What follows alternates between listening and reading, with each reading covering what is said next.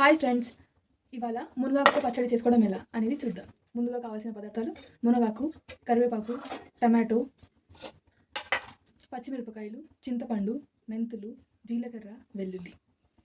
ముందుగా బాండిని వేడిగా చేసుకొని మిరపకాయలు వేయండి.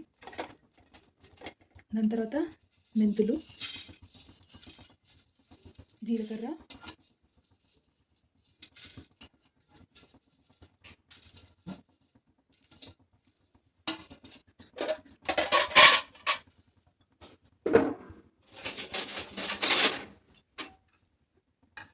సరిపడే నూనె,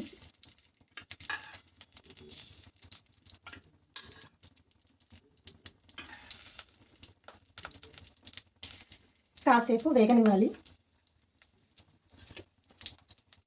మిరపకాయలు ఎంతవరకు మగ్గినాయో చూద్దాం ఫ్రెండ్స్. బాగా మగ్గాయి కదా. ఇప్పుడు మునగాకు వేస్తున్నాను.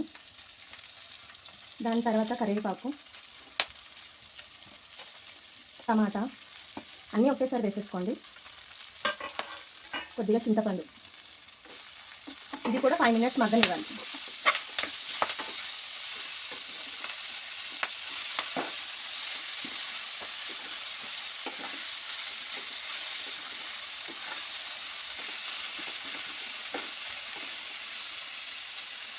ఈ 5 మినిట్స్ మగ్గనివ్వాలి. మూత పెట్టేసుకుందాము. 5 మినిట్స్ తర్వాత చూద్దాం ఫ్రెండ్స్, ఎంతవరకు మగ్గాయో చూద్దాం.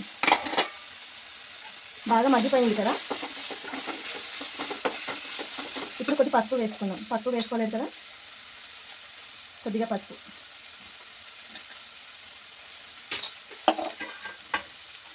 వెల్లుల్లి ఇప్పటిదాకా వేయలేదు కదా, ఇప్పుడు వేస్తున్నాం. 3 మినిట్స్ అవుతే స్టవ్ ఆఫ్ చేసుకుందాం మనం. పసుపు వేసాం కదా, కొద్ది పచ్చివాసన వేయేంత వరకు వేయించుకోవాలి.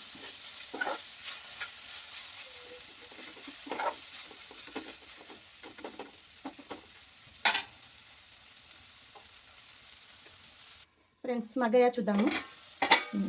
ఇదంతా బాగా వేయించుకున్నాం కదా, ఇప్పుడు మిక్సీలో వేసుకోవాలి. కాసేపు చల్లార్చుకోవాలి.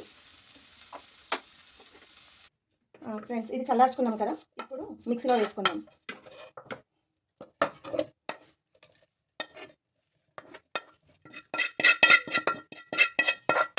మిక్సీలో వేసుకున్నాం కదా, చట్నీకి సరిపడా సాల్ట్. ఇలా మిక్సీ పట్టేసుకోవాలి. పేస్ట్ ఇలా అంతా అవ్వాలి చట్నీకి. పచ్చళ్ళలోకి పోపు పెట్టుకుందాం. ఇప్పుడు 3 స్పూన్ ఆయిల్,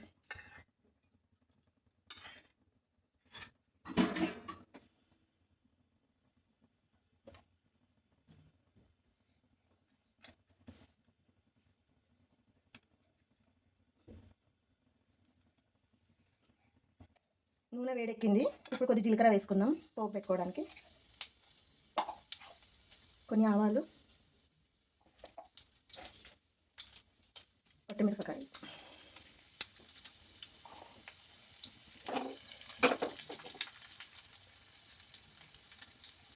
ఫ్రెండ్స్, చట్నీలో పోపు పెట్టుకున్నాను. మునగాకు పచ్చడి రెడీ అయ్యింది. బీపీ, షుగర్ని కంట్రోల్ చేస్తుంది ఈ చట్నీ తినడం వల్ల. Boy friends.